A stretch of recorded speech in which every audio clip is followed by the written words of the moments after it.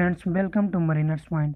आज इस वीडियो में सिनर्जी एग्ज़ाम का जो एप्लीकेशन फॉर्म 23 अक्टूबर को आया है उसके बारे में हम लोग बात करेंगे। तो सिनर्जी एग्ज़ाम 2020 का जो बहुत दिनों से इंतज़ार किया जा रहा था उसका फॉर्म आ गया है।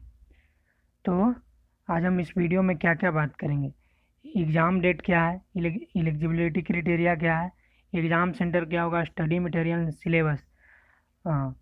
पहले मैं आपको बता दूं, चैनल को ज़रूर सब्सक्राइब कर लें और स्टडी मटेरियल के लिए जो टेलीग्राम ग्रुप है मरीनर्स पॉइंट का वो ज्वाइन कर लें। उसमें एक और ग्रुप बनेगा डिस्कशन, उसमें जैसे आप लोग बोलेंगे उस तरह से मैं उसमें वीडियो और मटेरियल आपको डालूँगा। तो टेलीग्राम ग्रुप आप ज़रूर ज्वाइन करें। टेलीग्राम ग्रुप मरीनर्स पॉइंट्स नाम से है, आप ज़रूर ज्वाइन कर लें।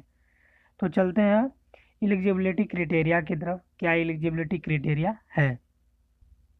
फर्स्ट हम डेक कैडेट के एलिजिबिलिटी क्राइटेरिया देखेंगे। तो डेक कैडेट के लिए एलिजिबिलिटी क्राइटेरिया क्या है?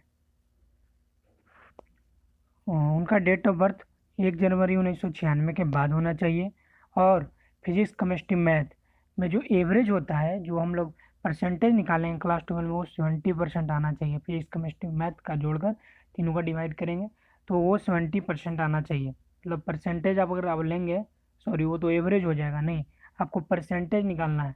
और परसेंटेज तो आप निकालना जानते हैं, तीनों का ऐड कीजिए, टोटल मार्क्स 200 ऐसे कीजिएगा तो आपको परसेंटेज निकलेगा। फिर आपको ओवरऑल एग्रीगेट 5 सब्जेक्ट में जो 12th क्लास में होता है, जनरली 5 होता है और कभी कभी 6 भी होता है, उसमें आपको 65 होना चाहिए। और इंग्लिश में आपको 60% मार्क होना चाहिए। डेक कैडेट के लिए एलिजिबिलिटी है और वो भी बंदे भर सकते हैं जो फाइनल सेमेस्टर में है और प्री सीड ट्रेनिंग होना चाहिए। मतलब डेक कैडेट के लिए 3 साल का होता है तो 3 साल का वो कॉलेज में डिग्री किए हुए हों, चाहे अगर वो फाइनल में वो भी भर सकते हैं इस फॉर्म को। ठीक है, तो ये डेक कैडेट के लिए था। अब हम इंजन कैडेट का बात करेंगे। तो इंजन कैडेट का डेट ऑफ बर्थ है वो 1994, जिसका डेट ऑफ बर्थ 1 जनवरी 1994 के बाद है, वो भर सकते हैं। और सेम कंडीशन है फिजिक्स केमिस्ट्री और मैथ के लिए, 70% मार्क्स होना चाहिए। ओवरऑल 65 होना चाहिए। डिप्लोमा के लिए है आपका ओवरऑल एग्रीगेट है 65%, बट इंग्लिश में 60%। ठीक है, जनरल वालों को, मतलब जो बीटेक मरीन इंजीनियरिंग करना है उनके लिए, जनरल में जो 4 साल करते हैं उनके लिए इंग्लिश में कुछ बोला नहीं गया। पहले था इंग्लिश में कंडीशन था मिनिमम 60% होना चाहिए, लेकिन यहाँ पर डिप्लोमा के लिए लिखा हुआ है। और प्री सी ट्रेनिंग तो इम्पोर्टेंट है और फाइनल सेमेस्टर वाले भी फॉर्म को भर सकते हैं। ठीक है, तो ये था आपका जीपी रेटिंग के लिए। अब आप देखिए, सॉरी इंजन कैडेट के लिए जीपी रेटिंग के लिए क्या है। तो जीपी रेटिंग के लिए आपका है डेट ऑफ बर्थ 1 जनवरी 1996, क्लास में आपका 50% मार्क्स होना चाहिए, ओवरऑल परसेंटेज 50%। और प्री सी ट्रेनिंग तो इम्पोर्टेंट है और फाइनल सेमेस्टर वाले भी दे सकते हैं, मेरी टाइम ट्रेनिंग इंस्टीट्यूट है। ठीक है, अब चलते हैं कि एग्ज़ाम सेंटर कहाँ पे है और एग्ज़ाम ये रजिस्ट्रेशन डेट। एग्ज़ाम सेंटर तो आप अपने लैपटॉप से घर पे भी एग्ज़ाम दे सकते हैं। ठीक है,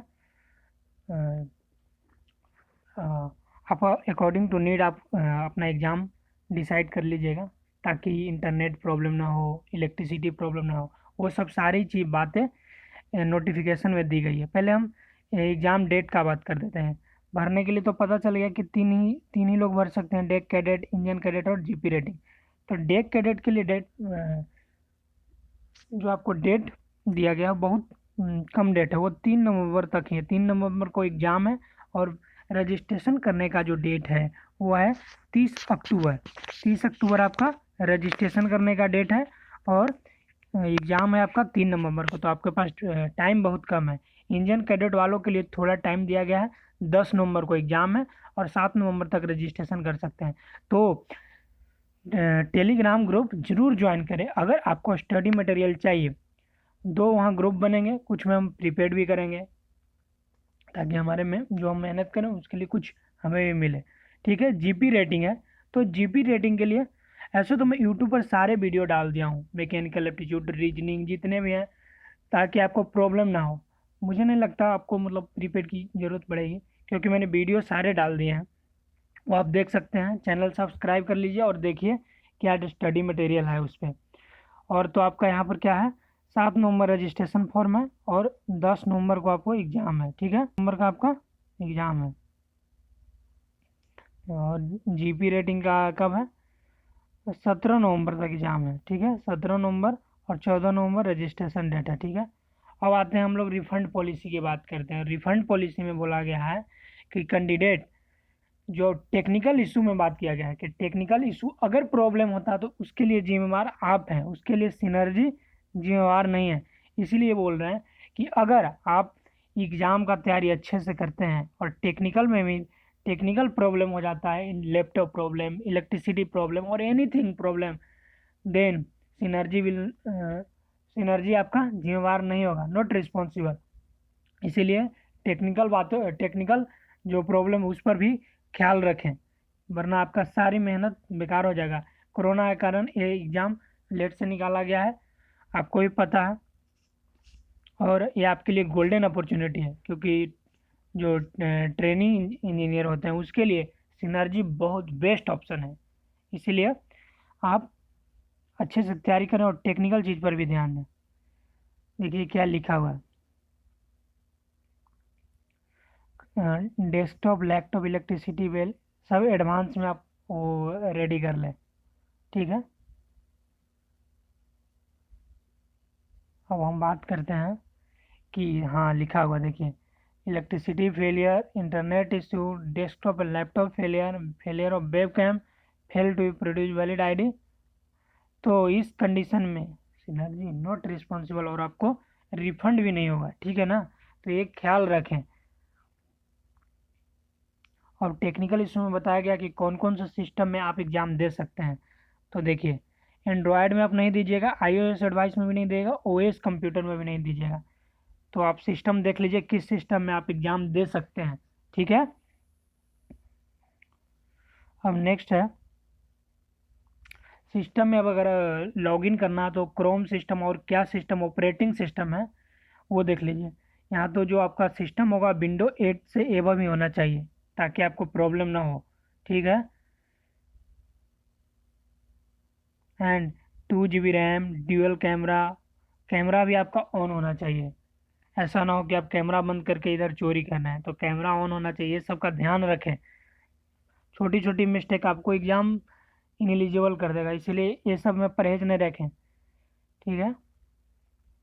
ये सब सारी बातें देखिए, क्रोम में कौन सा वर्जन होना चाहिए, 80 से ऊपर होना चाहिए और क्या क्या है वो सब देख लीजिए।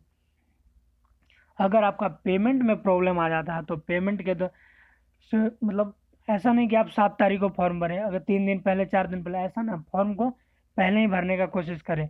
अगर पेमेंट में कोई प्रॉब्लम हो तो 72 घंटा में वो सॉल्व कर देंगे, ठीक है ना।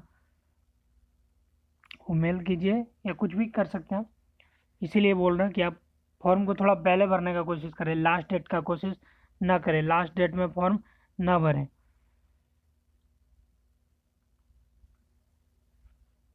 ये सब एलिजिबिलिटी क्राइटेरिया था जो मैंने पहले ही बताया कि एलिजिबिलिटी क्राइटेरिया में क्या क्या है। अब है सिलेबस के बाद। तो सिलेबस सिलेबस आप मेरे वेबसाइट पर जाएं marinerspont.in पर, सिनर्जी एग्जाम सिलेबस, या आप गूगल भी कीजिएगा सिनर्जी एग्जाम सिलेबस तो आ जाएगा। यहाँ मैं लिंक डाल दूंगा डिस्क्रिप्शन में। डिस्क्रिप्शन में आपको टेलीग्राम, फेसबुक, इंस्टाग्राम और ट्विटर जो इम्पोर्टेंट है, जहाँ पर आपको नोटिफिकेशन मिलेगा स्टडी मटेरियल के लिए और वीडियो के लिए, और भी मैं वीडियो अपडेट करूँगा जो भी प्रीवियस ईयर कुछ क्वेश्चन आए हैं उससे रिलेटेड, ताकि आपको हेल्प मिल सके कि कैसे तैयारी करना है। तो से ग्रुप को ज्वाइन कर ले, लाइक, फेसबुक पेज को लाइक कर दे, चैनल सब्सक्राइब कर दे, सोशल मीडिया पर अपडेट रहें। ये तो था स्टडी मटेरियल के लिए। अगर फॉर्म फिल करने में अगर कोई भी प्रॉब्लम हो तो आप मेरे को कमेंट कीजिएगा, मेल कर दीजिएगा, कुछ भी कर सकते हैं, मैं वीडियो बना दूंगा। और स्टडी मटेरियल हो गया, सिलेबस हो गया, एग्ज़ाम सेंटर आपको पता ही है, तो ये सब सारी बातें आप ख्याल रखेंगे, ठीक है। तो चैनल को ज़रूर से ज़रूर सब्सक्राइब कर लें, क्योंकि मैंने बहुत सारे वीडियो डाल भी रखा, वो आप देखें। अगर और भी वीडियो चाहिए तो आप कमेंट किया कीजिए। तो ये फॉर्म आया उसी के बारे में मैं बताने वाला था कि क्या एलिजिबिलिटी क्राइटेरिया, कब लास्ट डेट है, ये तो आपको पता ही चल गया होगा। और फॉर्म भरने के लिए आपको साइन अप बहुत ज़रूरी करना, और साइन अप का प्रोसेस ढंग से करें। एक्चुअल ईमेल आईडी डालें। जो साइन अप कीजिएगा आप, उस टाइम आपको कुछ डिटेल मांगते हो, वो सारी डिटेल सही सही भरें। फिर आपको एक ईमेल आएगा आपके ईमेल आईडी पर, उस ईमेल आईडी को कंफर्म करना है। फिर आपको साइन इन कीजिएगा, वो साइन अप पहले करना है। साइन अप करने के बाद वो सारी डिटेल सही से भरें। फिर साइन इन करने के बाद आपका वो फॉर्म खुलेगा, फिर सारे प्रोसेस भर सकते हैं। ठीक है, तो धन्यवाद।